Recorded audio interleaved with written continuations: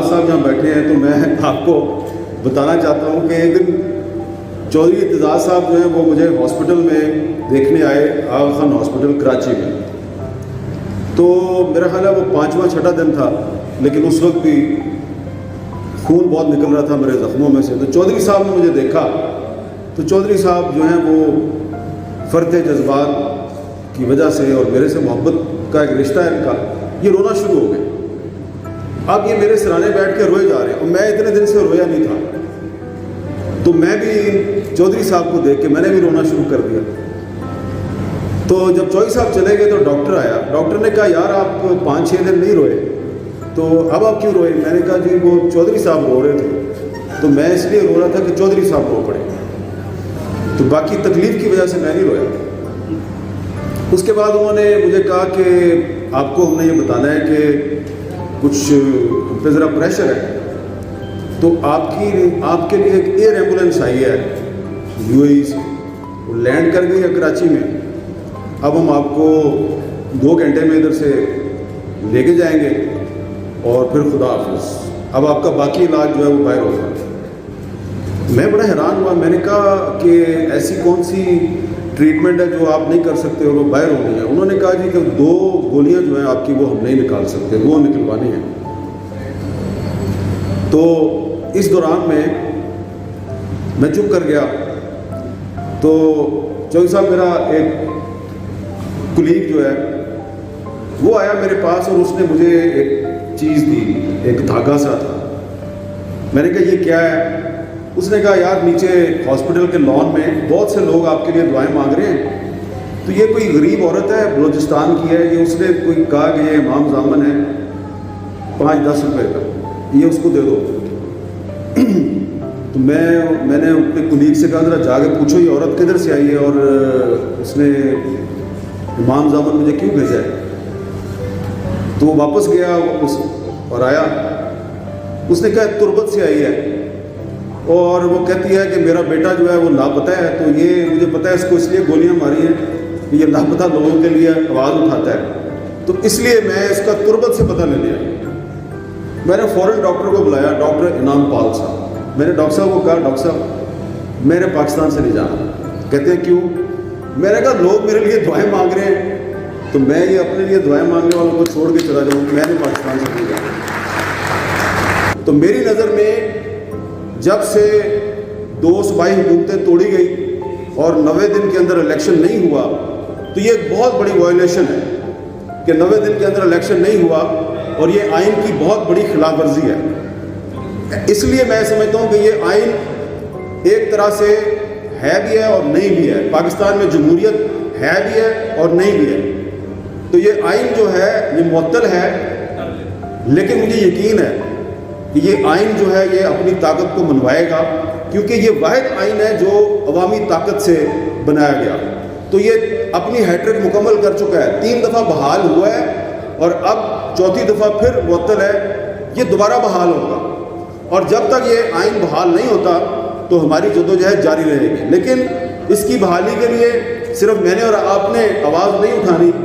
یہ آئین جو ہے یہ بار بار معطل کیوں ہوتا ہے؟ کیونکہ پارلیمنٹ کمزور ہے، کیونکہ جوڈیشری جو ہے وہ اس کا ایک پولیٹیکل ایجنڈا ہے. میرے دوست مظہر برلاس نے سفیدے کے درخت کا ذکر کیا.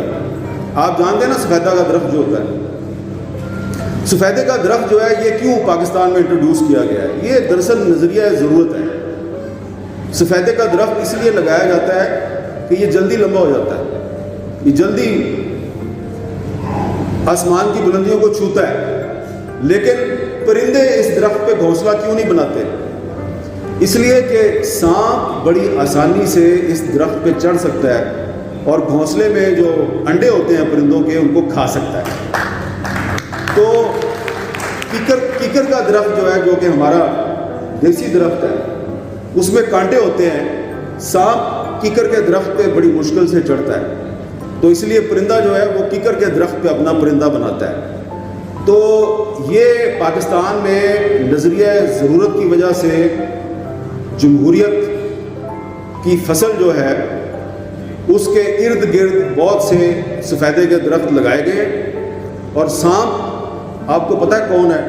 وہ بار بار جو ہے وہ چڑھتا ہے اوپر درخت پہ آسانی سے اور انڈے کھا جاتا ہے جمہوریت کے. تو اس لیے میں اتفاق کرتا ہوں مدر بلراج سے کہ جو سفیدے کا درخت ہے یعنی کہ نظریہ ضرورت ہے, اس کو جڑ سے اکھاڑ کے پھینک دینے کی ضرورت ہے. اور ککر کا درخت بشک اس میں کانٹے ہیں, لیکن وہ کانٹوں والا درخت ہے تو اپنا نا, اور وہ سانپ کا راستہ تو روک سکتا ہے. تو اس لیے ہمیں جو نظریہ ضرورت ہے اس سے جان چھڑانی ہے.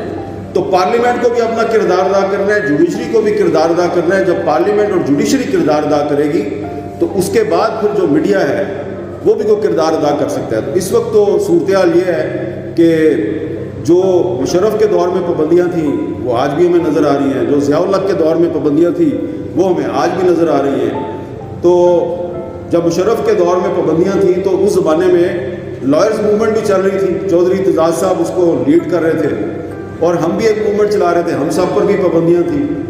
تو ہر جگہ پہ میں حبیب جالب صاحب کا کہ کچھ اشعار پڑھا کرتا تھا, اور اس کے بعد مجھے پیغام ملتا تھا کہ اگلے جلسے کے شعر نہیں پڑھنا, نہیں تو تیرے منہ تے تیزاب چھوڑ دیں گے. میں پھر پڑھتا تھا وہ شعر, میں دوبارہ پڑھتا تھا. میں بڑا مجھے ایک اندر سے نا تسکین ملتی تھی کہ یہ شعر جو ہے نا یہ چبھتا ہے ایسا. تو میں وہ بار بار شعر پڑھتا تھا, اور وہ شعر جو ہے اس میں ایک حبیب جالب صاحب کی پیشین گوئی ہے جو مشرف کے دور میں بھی پوری ہوئی, اور پھر اس کے بعد جب جنرل باجوہ نے پابندیاں لگائی, ان پابندیوں کے دور میں بھی ایک اسلام آباد میں لائرز کنونشن ہوا. تو لطیف آفریدی صاحب سپریم کورٹ بار کے صدر تھے, تو انہوں نے مجھے اسی طرح بلا لیا تقریر کے لیے. میں نے وہاں پہ بھی وہ شعر پڑھا اور جالب صاحب کی پیشین گوئی پوری ہو گئی. تو اب میں وہ شعر دوبارہ آپ کے سامنے پیش کر رہا ہوں, کیونکہ وہ شعر نہیں ہے, وہ حبیب جالب کی پیشین گوئی ہے. اس پیشین گوئی میں صرف ظالموں اور جابروں کا انجام آپ کو نظر نہیں آئے گا, اس پیشین گوئی میں آپ کو پاکستان کا روشن مستقبل بھی نظر آتا ہے. جالب صاحب نے کہا تھا, میرے ہاتھ میں قلم ہے, میرے ذہن میں اجالا, مجھے کیا دبا سکے گا کوئی ظلمتوں کا پالا, مجھے فکر امن عالم تجھے اپنی ذات کا غم, میں طلوع ہو رہا ہوں تو غروب ہونے والا. تو یہ جس جبر کی بات کی ہے نا ڈاکٹر نصر صاحب آپ نے, یہ جبر ہمارے لیے نیا نہیں ہے. اس جبر کے خاتمے کے لیے جس حبیب جالب نے جدوجہد کی اور پیشین گوئی کی, یہ جبر ضیاء الحق کا بھی جبر ختم ہوا, پرویز مشرف کا بھی ختم ہوا, جنرل باجوہ کا بھی ختم ہوا, اور آج بھی جو جبر ہے یہ ختم ہوگا انشاءاللہ. ہم پاکستان میں ہیں, ہم یہی رہیں گے, لیکن جبر کرنے والے یہاں پہ نہیں رہیں گے. یہ بھاگ جائیں گے, پھر دبئی اور یورپ کی سڑکوں پہ گھوم رہے ہوں گے, اور ان کی جو ویڈیوز بنا کے آپ لوگ ہمیں بھیجیں گے اور ہم آگے سے دکھائیں گے. ہم نے ادھر ہی رہنا ہے, انہوں نے بھاگ جانا ہے. بہت بہت شکریہ.